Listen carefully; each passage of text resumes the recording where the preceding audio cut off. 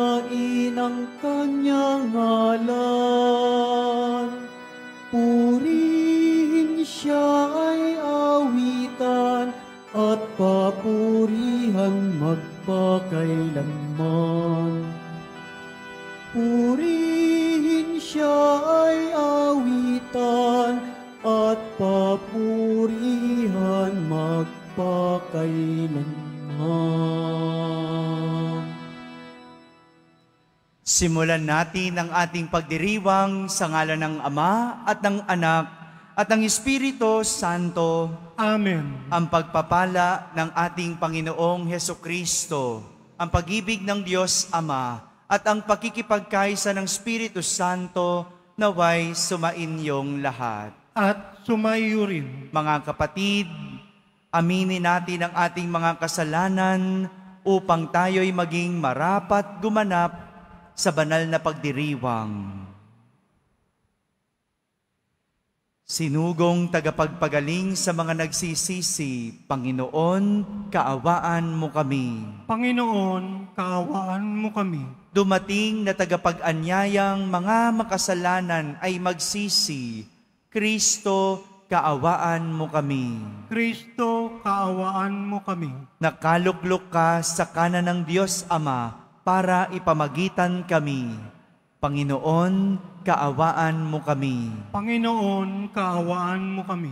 Kaawaan tayo na makapangyarihang Diyos, patawarin tayo sa ating mga kasalanan at patnubayan tayo sa buhay na walang hanggan. Amen.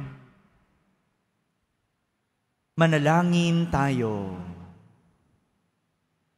Ama naming makapangyarihan, ipakita mo ang iyong paglingap sa iyong pag-antig sa aming kalooban, upang ang pamumunga ng gawain mo sa amin ay aming mapakinabangan, at ang mapagpagaling mong katapatan ay aming mapangatawanan. Sa pamamagitan ni Jesucristo, kasama ng Espiritu Santo, magpasawalang hanggan. Amen. Magsiupo muna ang lahat. Pagbasa mula sa aklat ng pahayag. Akong si Juan ay nakakita ng isang anghel na bumababa mula sa langit na may malaking kapangyarihan. Nagliwanag ang buong daigdig dahil sa kanyang kaningningan. Ubos lakas siyang sumigaw. Bumagsak na siya, bumagsak na ang tanyag na Babilonia. Tahanan na lamang siya ngayon ng mga demonyo, bilangguan ng masasamang espiritu at pugad ng marumi at kasuklam-suklam na mga ibon.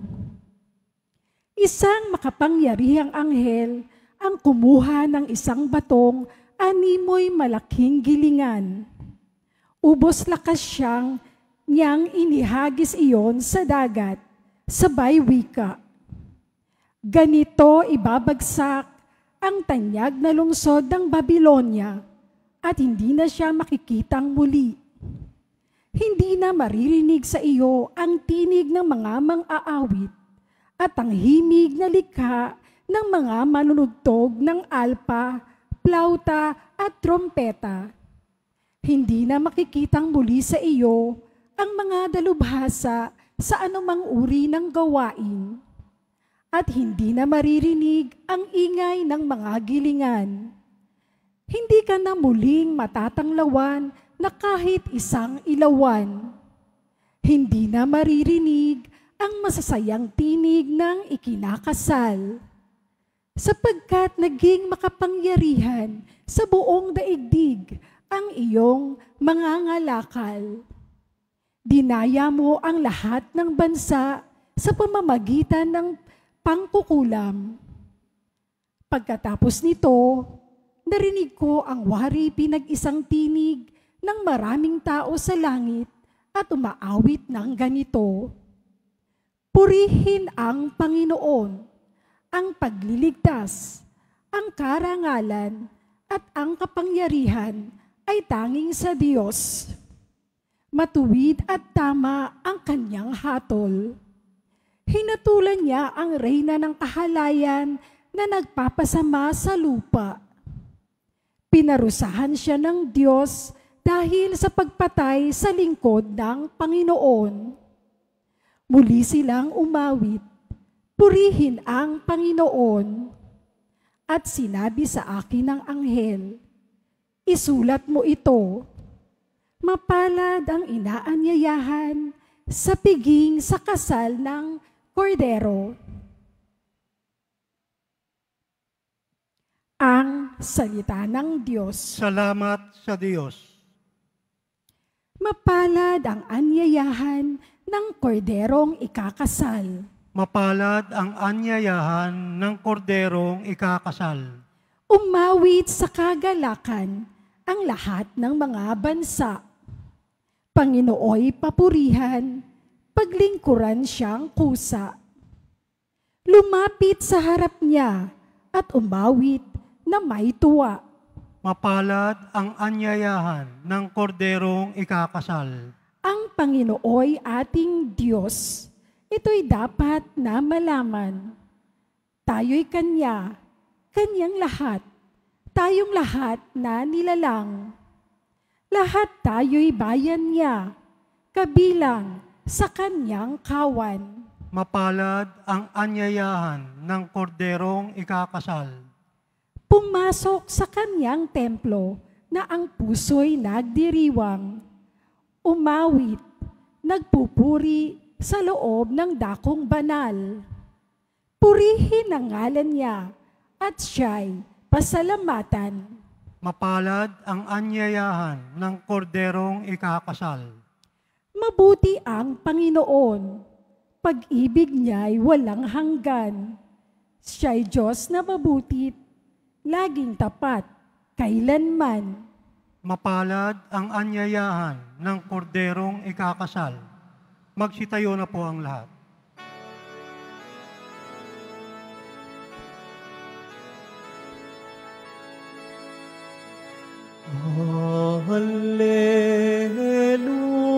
Hallelujah, Hallelujah, Hallelujah, Hallelujah.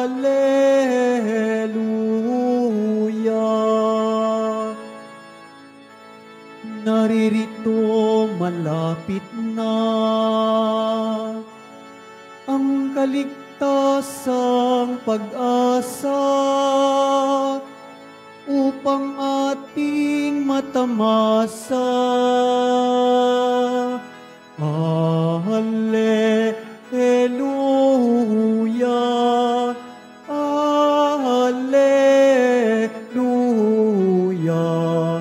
Hallelujah, Hallelujah.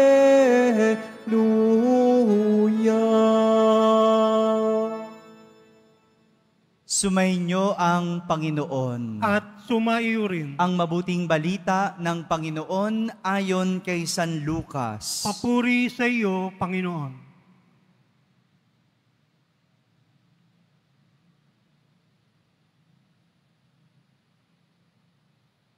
Noong panahong iyon, sinabi ni Jesus sa kanyang mga alagad, kapag nakita ninyong kubkub na ng mga hukbo ang Jerusalem, talastasin ninyong malapit na ang pagkawasak dito. Dapat tumakas sa kabundukan ang mga nasa Judea at umalis ng lungsod ang mga naroon. Huwag nang pumasok doon ang mga nasa kabukiran, sapagkat ito ang mga araw ng pagpaparusa. Bilang katuparan ng mga nasasaad sa kasulatan, kawawa ang nagdadalang tao at nagpapasuso sa mga araw na iyon, sapagkat darating ang malaking kapighatian sa lupaing ito, at ang poot ng Diyos sa bansang ito. Mamamatay sila sa tabak at dadalhing bihag sa lahat ng bansa, at ang Jerusalem ay magiging busabos ng mga hentil hanggang sa matapos ang panahong itinakda sa mga ito. Magkakaroon ng mga tanda sa araw, sa buwan at sa mga bituin. Sa lupa, ang mga bansa ay masisindak at malilito dahil sa ugong at mga daluyong ng dagat. Ang mga tao ay hihimatayin sa takot dahil sa pag-iisip sa mga sakunang darating sa sanlibutan, sapagkat mayayanig at mawawala ang kani-kanilang landas, ang mga planeta at iba pang katulad nito na nasa kalawakan. Sa panahong iyon, ang anak ng tao ay makikita nilang dumarating na nasa alapaap, may dakilang kapangyarihan at malaking karangalan. Kapag nagsimula ng mangyari ang mga bagay na ito, magalak kayo sapagkat malapit na ang pagliligtas sa inyo. Mga kapatid, ang mabuting balita ng Panginoon. Pinupuri ka namin, Panginoong Hesukristo. Magsiupo muna tayong lahat. Isang magandang umaga po sa inyong lahat. Isang pagsasalarawan ng katapusan ang ating narinig sa ating mga pagbasa sa araw na ito. Pagsasalarawan ng katapusan. Sa unang pagbasa, nagkaroon ng isang pangitain si Juan, kung saan nakita niya na may anghel na bumaba mula sa langit at sumisigaw. Ang sabi ng anghel, bumagsak na siya. Bumagsak na ang tanyag na Babylonia. Tahanan na lamang siya ngayon ng mga demonyo. Bilangguan ng masasamang espiritu at pugad ng marurumi at kasuklam-suklam na mga ibon. Alam niyo po, ang Babylonia noong araw ay isa sa pinakamalaki at pinakamatandang syudad. Imagine niyo, ang isang pinakamalaki at pinakamalaking o pinakamatandang syudad. Ano bang ganun syudad dito sa Pilipinas ang meron nun? Maynila, di ba? Malaki ang Maynila. No? Pag nasa probinsya ka at sinabi mong pupunta ka sa Maynila, ano yung na-imagine mo? Wow! Maynila! Di ba ganon? Yung mga nung araw pinapangarap makapunta sa Maynila. No? Bakit? Kasi maganda daw sa Maynila. Maganda bang Maynila? Hello. Ba't di kayo makasagot, mga taga Maynila? Ha? Sabi, no? Mayaman ang Maynila. No? Mayaman bang Maynila? Hello. Ba't di pa rin kayo makasagot? Oh? Sabi, no? Maganda sa Maynila. Progresibo sa Maynila. Kapag hindi ka taga Maynila, no, yan ang isip mo sa Maynila. Totoo naman, no, mayaman ang Maynila. No? Maganda naman talaga ang Maynila. No? Parang ganyan ang Babylonia. Maganda, mayaman, progresibo. Pero, nang lumaganap ang kasalanan, nang lumaganap ang kasamaan, bumagsak ang Babylonia. Anumang ganda, anumang yaman, anumang tayog ng isang bagay, kapag sinamahan ng kasalanan at kasamaan, sa huli, babagsak. Babagsak. O hindi ba? Ang Maynila, maganda. Pero pagka sinamahan ng kasalanan, andyan na yung mga nagtatapo ng basura, andyan na yung mga nagvavandal, kahit anong ganda ng Maynila, sa huli, babagsak. Sa Maynila, mayaman naman talaga eh. May mga negosyo. Pero kapag sinamahan ng kasalanan at kasamaan, sinamahan ng korupsyon, anong mangyayari sa Maynila? Babagsak. Babagsak. Ito po ang mensahe ng ating unang pagbasa. Kapag ang isang nilalang ay naging makasalanan, sinamaan ng kasamaan, gaano man ito kayaman, gaano man ito kamakapangyarihan, sa huli, babagsak. Babagsak. Marami na ang nakapagpatunay ng ganito, no? Yung dating maganda, sinamahan ng kasamaan, sa huli, bumagsak. Oh, ilan sang mga artista noon, no? Ang gaganda, no?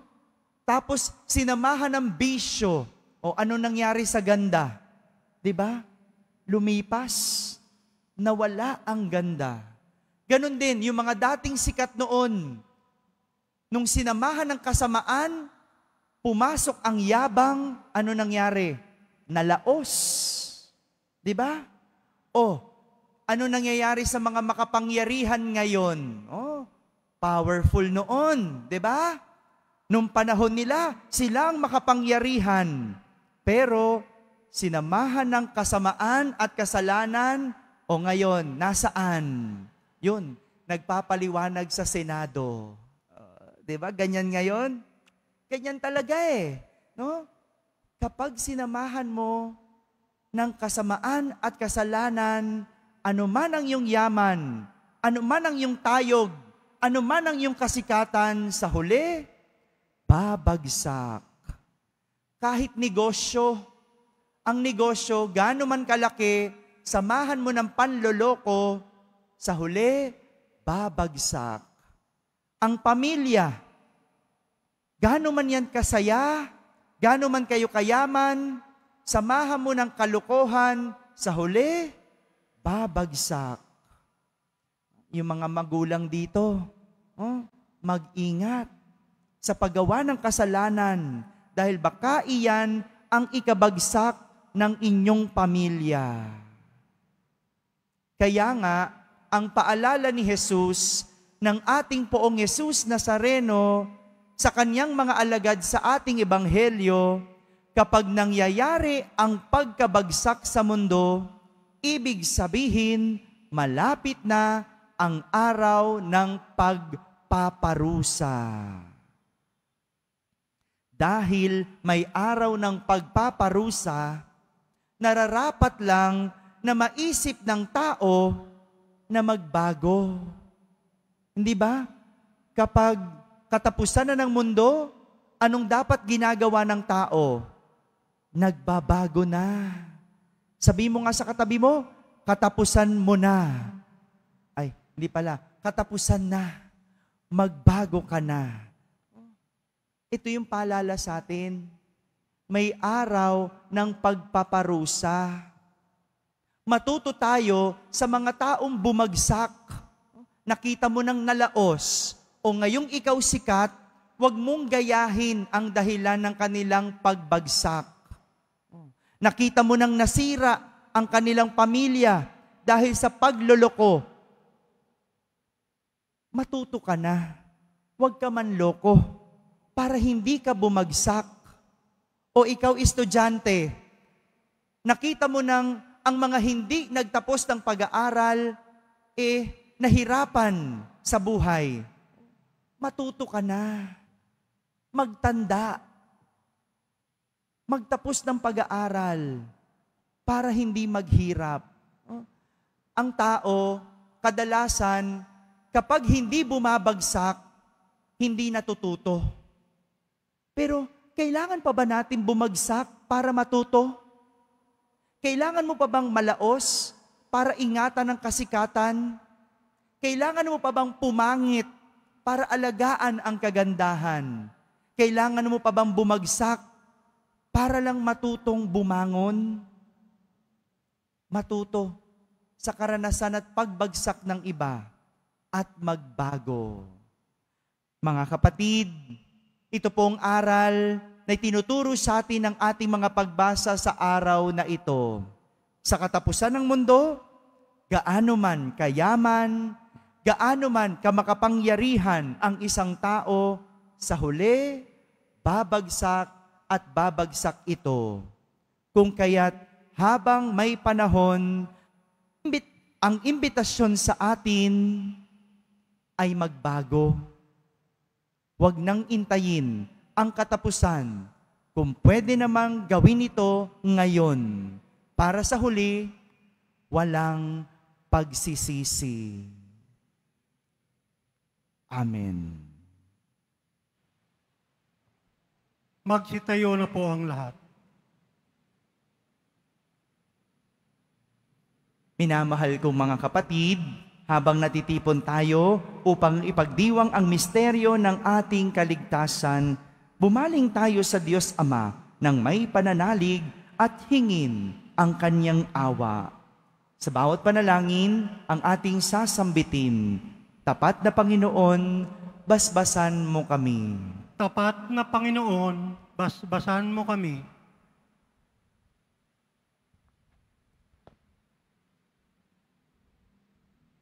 Ang bayan ng Diyos, naway, maakit sa pananalangin at pagsisisi habang umaasa sila sa pagdating ng kaharian ng Diyos. Manalangin tayo. Tapat na Panginoon, basbasan mo kami. Ang mga namumuno sa ating lipunan, naway, makita ang kamay ng Diyos na gumagalaw sa mga pangyayari ng ating buhay. Manalangin tayo. Tapat na Panginoon, basbasan mo kami. Tayo naway tumingin sa kinabukasan ng may pag-asa at lakas ng loob. Manalangin tayo. Tapat na Panginoon, basbasan mo kami.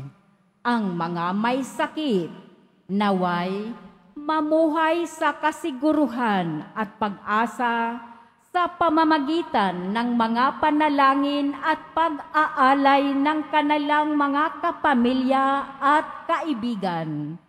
Manalangin tayo. Tapat na Panginoon, basbasan mo kami. Sa mga namayapa na ipagkaloob nawa ng anak ng tao ang kaligtasan. Manalangin tayo. Tapat na Panginoon, basbasan mo kami. Sa katahimikan, ating ilapit sa Diyos ang ating mga pansariling kahilingan.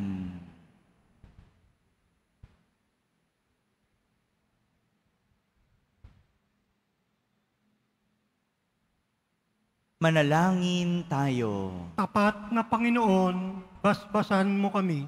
Ama naming nasa langit, pakinggan mo ang mga panalangin ng iyong bayan at tulungan mo kaming yakapin ang hamon ng krus sa araw-araw. Hinihiling namin ito sa pamamagitan ni Kristo na aming Panginoon. Amen. Magsiupo muna ang lahat.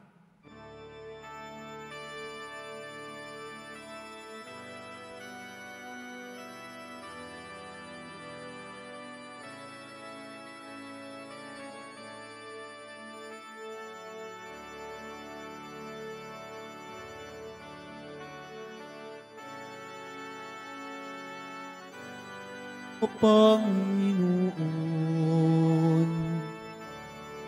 ang tinapay at alak na iyong kaloob upang gunitain ang iyong buhay na inialay nang tayo'y magdiwang bilang isang sambayanan.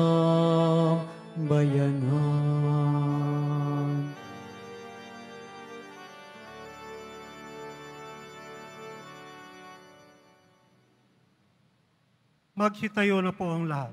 Manalangin kayo mga kapatid upang ang paghahain natin ay kalugdan ng Diyos amang makapangyarihan. Tanggapin nawa ng Panginoon itong paghahain sa iyong mga kamay, sa kapurihan niya at karangalan, sa ating kapakinabangan at sa buong sambayanan niyang banal. Ama naming lumikha, tanggapin mo ang mga banal na alay na iyong ipinag-utos na aming italaga sa pagsamba sa iyong ngalan at upang kami ay pagindapating paunlakan ng iyong tapat na pagmamahal. Gawin mong ang iyong mga utos ay sundin namin kailanman. Sa pamamagitan ni Jesucristo, kasama ng Espiritu Santo, magpasawalang hanggan. Amen. Sumainyo ang Panginoon. At sumaiyo rin. Itaas sa Diyos ang inyong puso at diwa. Tinaas na namin sa Panginoon. Pasalamatan natin ang Panginoong ating Diyos. Marapat na siya ay pasalamatan. Ama naming makapangyarihan, tunay ngang marapat na ikaw ay aming pasalamatan sa iyong paglingap at kagandahang loob. Ang tao'y nilikha mo at pinangasiwa sa sansinukob. Sa hangad mong siya'y iwastong lubos, siya'y pinagdusa mo sa kanyang pagtalikod. Sa iyong paggiliw, iyong ipinahintulot na makabalik siya sa pamamagitan ni Kristo Jesus. Kaya kaysa ng mga anghel na nagsisiawit ng papuri sa iyo nang walang humpay sa kalangitan, kami nagbubunyi sa iyong kadakilaan. Santo, Santo, Santo, Panginoong Diyos ng mga hukbo, napupuno ang langit at lupa ng kadakilaan mo, o sana sa kaitaasan. Pinagpala na paririto sa ngalan ng Panginoon, o sana sa kaitaasan. Magsiluhod po ang lahat. Ama naming banal, ikaw ang bukal ng tanang kabanalan. Kaya't sa pamagitan ng iyong Espiritu ay gawin mong banal ang mga kaloob na ito, upang para sa amin ay maging katawan at dugo ng aming Panginoong Hesukristo. Bago niya pinagtiisang kusang loob na maging handog, hinawakan niyang tinapay, pinasalamatan kanya, pinaghati-hati niya iyon, iniabot sa kanyang mga alagad at sinabi,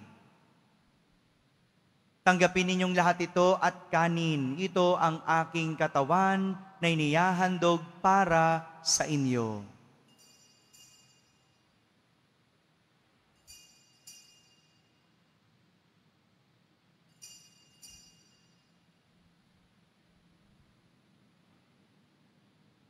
Gayon din naman, nung matapos ang hapunan, hinawakan niyang kalis, muli kanyang pinasalamatan. Iniabot niyang kalis sa kanyang mga alagad at sinabi, "Tanggapin ninyong lahat ito at inumin. Ito ang kalis ng aking dugo, ng bago at walang hanggang tipan. Ang aking dugo ni bubuhos para sa inyo at para sa lahat sa ikapagpapatawad ng mga kasalanan. Gawin ninyo ito sa pag-alaala sa akin."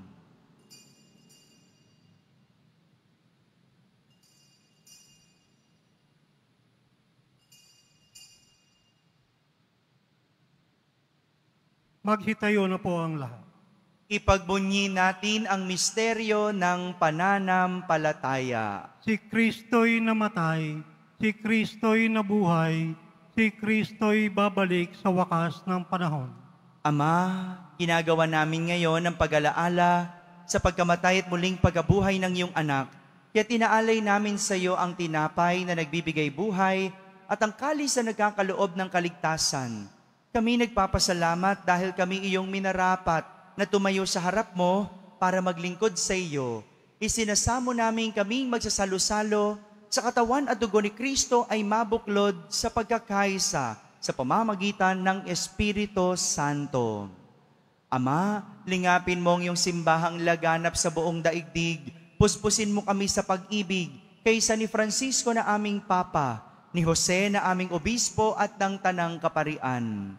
Alalahanin mo rin ang mga kapatid naming nahimlay na may pag-asang sila'y muling mabubuhay, gayon din ang lahat ng mga pumanaw. Kaawan mo sila at patuloyin sa iyong kaliwanagan.